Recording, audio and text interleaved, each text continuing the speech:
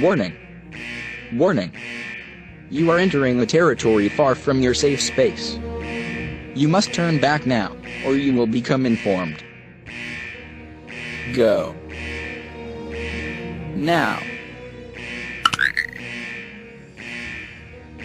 It was probably one of the scariest weekends ever, knowing that there is someone out there who dislikes us so much that they want to kill us. That's awful. I'm not a victim in this situation. It was not a random act. Sean Wallace demanded the victim's ATM card along with its PIN, then took the victim's phone and forced him to strip naked. A 15-year-old student was removed from class but then returned and hit a male teacher in the face with his fist several times. Well, Bill, what they are saying is that two dangerous men are off the streets tonight thanks to countless hours of investigating and several sleepless nights to get here. Wallace would come in with a weapon, demand their money, and rob them, and then flee the scene. Why would they be subject to such a heinous act? His response back was completely off the wall. It was not a random act. I'm not a victim in this situation. I'm not a victim in this situation. I'm not a victim in this situation. Damn! Now YouTube censored. Now YouTube censored. I'm mad as hell right now. Yes, I am. Viewer discretion is advised. Mama Black. This program contains language and sequences some viewers may find disturbing. Well, Bill, what they are saying is that two dangerous men are off the streets tonight thanks to countless hours of investigating and several sleepless nights to get here. It was not a random act. It was not a random act.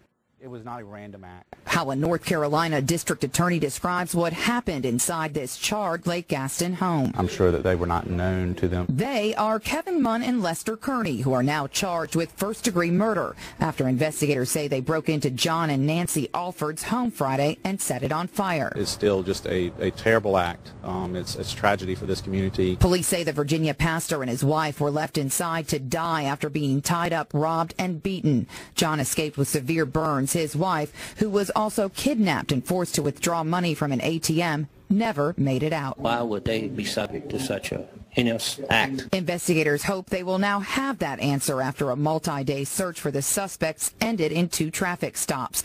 Arrests that followed the discovery of the Alford stolen Mercedes that police say they chased before it was burned and abandoned in western North Carolina. Evidence gathered during that chase and also related to the burning of the car did help corroborate some other evidence in the case and led to the stop yesterday by the Highway Patrol. Some closure for this family who thanked investigators and church family who through prayer will get through this. It's Satan and it's evil, and we're not going to let that prevail and overcome us.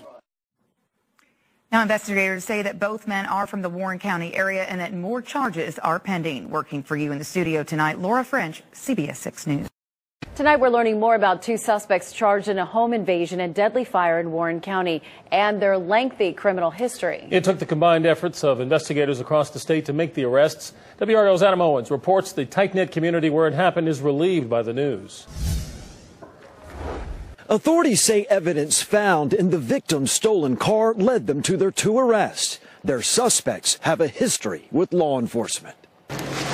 The community was holding its collective breath. I've had customers tell me that they're on lockdown. You know, they don't want to go home. This announcement allowed everyone to exhale. We want to let this community know that these people have been arrested. Yes, just medium. Yep. Pete Richardson, owner of Lake Gaston Pizza, says customers watched on TV. Literally everybody just started clapping and like, yes, you know, we got them. Kevin Munn and Lester Kearney are charged with first-degree murder. More charges are pending. The case rocked residents around Lake Gaston. Authorities say 2 masked men burst into a home on Mulberry Court in Littleton. One of the suspects kidnapped 76-year-old Nancy Alford, taking her to a bank to withdraw cash. They say the other man stayed at the house with her husband, John Alford. Investigators say the suspects later set the home on fire with the Alfords tied up inside. Nancy Alford died in the fire. Her husband was badly injured. There have been many nights where some of these law enforcement officers have not gotten any sleep. They have just stayed at it. They say that hard work led officers to the couple's burned-out car in Haywood County, and later to the arrests. Munn was apprehended in a traffic stop in Warren County on Tuesday. His criminal record includes breaking and entering and larceny. The other suspect, Kearney, was arrested Wednesday in Roanoke Rapids. He has prior convictions for kidnapping and assault with a deadly weapon dating back to 2002. District Attorney Mike Waters says the suspects knew of the victims, but he did not elaborate. This was a target for a robbery. It was clear for some people working this case, it was personal. These were good people. These are very good people, and they lived and they contributed a lot to this community. And their loss is going to be felt for a long time to come. After getting news of the arrest, members of the Alford family thanked law enforcement for all of their efforts in this case. Adam Owens, WREL News, Warren County. And both suspects are in jail tonight, being held without bond. Lighter by any chance? Absolutely not. I have witnesses today. You guys have been problems since you got in here.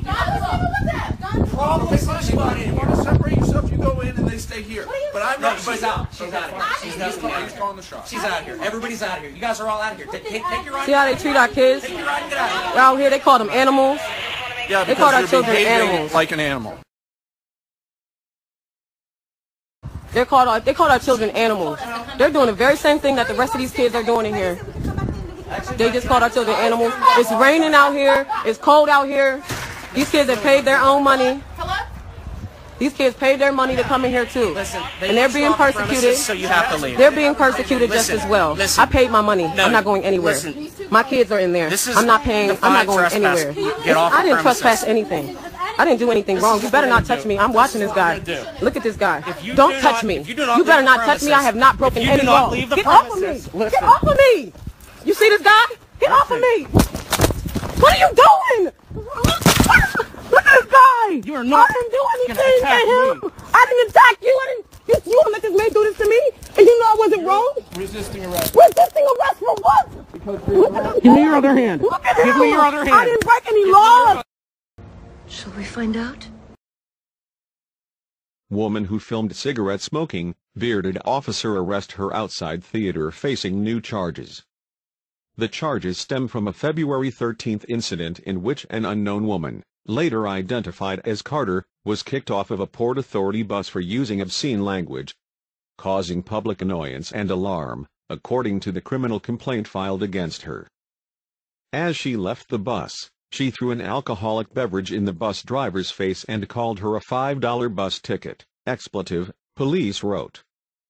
Still images from the bus security camera and from the camera at the ticket booth where Carter purchased her ticket were collected, but police could not identify the woman. That is, until last week when Carter posted the video of her confrontation with the North Versailles police officer and the manager of the Phoenix Theater's North Versailles Stadium 18 cinema. The video, posted March 8 to Carter's Facebook page, allegedly occurred the night of February 23.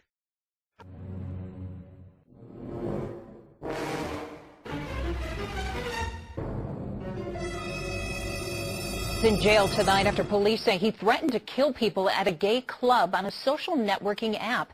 The threat had police on high alert near gay bars throughout Columbus. Tonight, NBC4's Rob Sneed spoke to the man who received the threat and called police. Rob joins us live outside the Franklin County Jail tonight. Rob? Ellie, that man told me that he's doing fine, and he said he had no choice but to contact police because he didn't want to see what happened in Orlando happen here. June 16, 2016, 49 people were murdered inside of the Pulse nightclub in Orlando. The Columbus LGBTQIA community immediately relived that fear when police told them Meshach Miller made a threat. Word spreads fast in this community. The details disturbing to David Emerson at Union Cafe. It was probably one of the scariest weekends ever, knowing that there is someone out there who dislikes us so much that they want to kill us. That's awful. Court records show Miller in part said he would kill 85 people at a gay nightclub. In that threat, an explicit derogatory term used against homosexuals. It was a message authorities say he sent to Montrese Holler, who then contacted police. Police tracked Miller down through the app. Holler spoke with NBC4 but didn't want to show his face. His response back was completely off the wall when he mentioned 85 in my community. I just couldn't let that go by. I give him all the props for doing that. AWOL bartender Chris Padilla does too. He thinks the next conversation needs to be about security at gay bars throughout the area. We do also have other bars across and in the area where, I mean, I do believe that we could probably step it up a little and, you know, have people watch out. Both he and Emerson see Holleran's actions as heroic. I'm not a victim in this situation. I'm not a hero. I'm just a member of the community who doesn't stand for bullying or the threat of violence, and I spoke up about it. And Miller is charged with inducing panic and aggravated menacing. Local for you in downtown Columbus, Rob Smead, NBC4.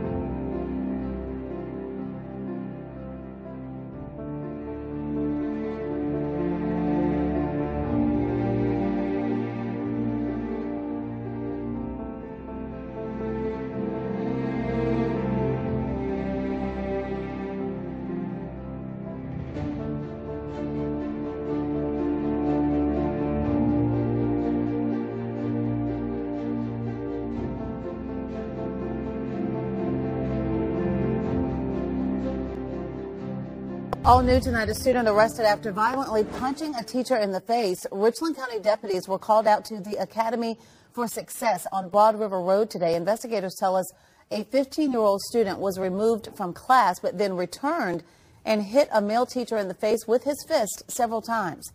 That student was arrested at a location off school grounds. The teacher was treated by a school nurse. That student was taken to jail and is now charged with assault.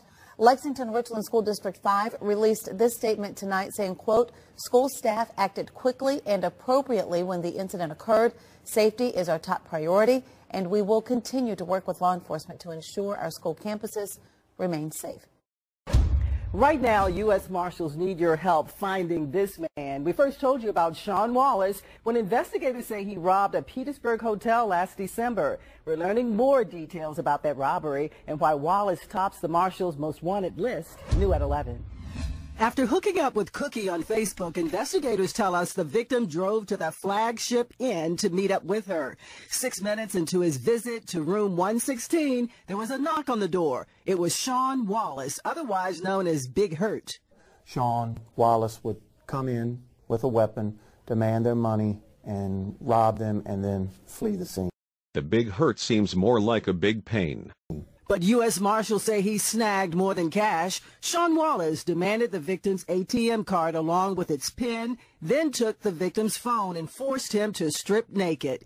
Wallace took everything and fled, telling the victim to stay put until he returned. The victim escaped and called Petersburg police. Mr. Wallace has an extensive criminal history, one of the longest I've seen on paper. A lot of violence. A lot of weapons, a lot of robberies. There's a reason behind his nickname, Big Hurt. Investigators tell us Wallace stands at a whopping 6 feet 9 inches tall.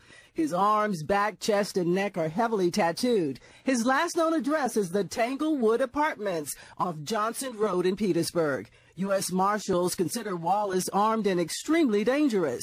They also think he's hiding out nearby because he's well known to the Tri-Cities area, where he has lots of friends and family. We ask the public, if you do see him and you're not familiar with him, to just steer clear and call police, and we will come arrest him on the spot.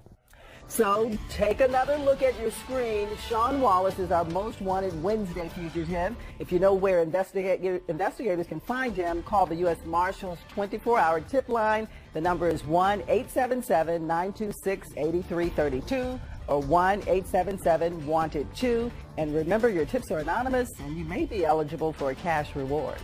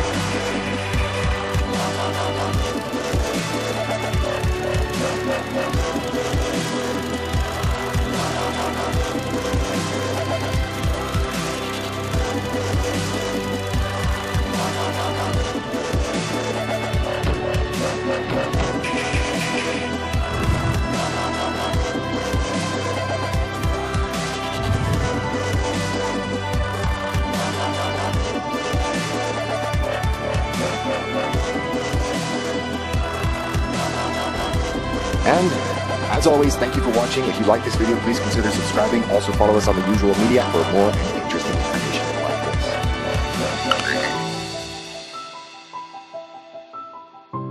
this. Channel moderators are Jer Shax and Michael Thomas. Thanks for your diligence and dedication.